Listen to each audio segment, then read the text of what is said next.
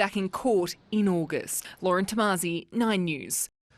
Pressure is on the federal government to cancel a deal between an Australian university and a Chinese aviation company because the research might benefit China's military.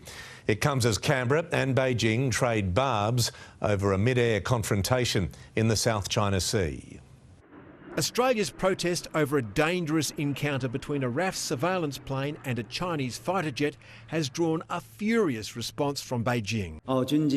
The Australian military aircraft seriously threatened China's sovereignty and security. The Prime Minister says routine patrols over the South China Sea will continue. This incident occurred in international airspace.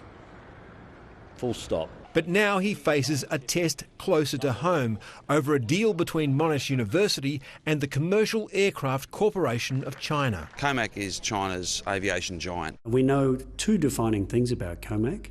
It's a state-owned company and it's controlled by the People's Liberation Army. And in March, Parliament's bipartisan Intelligence Committee unanimously called on the Foreign Minister to examine cancelling its joint venture with Monash, saying, as a matter of principle, an Australian university funded by Australian taxpayers should not be entering into an agreement with a company owned or controlled by a foreign authoritarian government's army. It's been very credibly accused of a global cyber-enabled campaign of industrial state espionage. James Paterson was the committee chair. The People's Liberation Army Air Force will ultimately benefit from any technological innovation that COMAC engages in. The deal was finalised on the same day that Victoria signed up to China's Belt and Road Global Infrastructure Initiative. The federal government tore the state deal up after it passed laws giving the Commonwealth final say over all foreign contracts struck by states, councils and universities.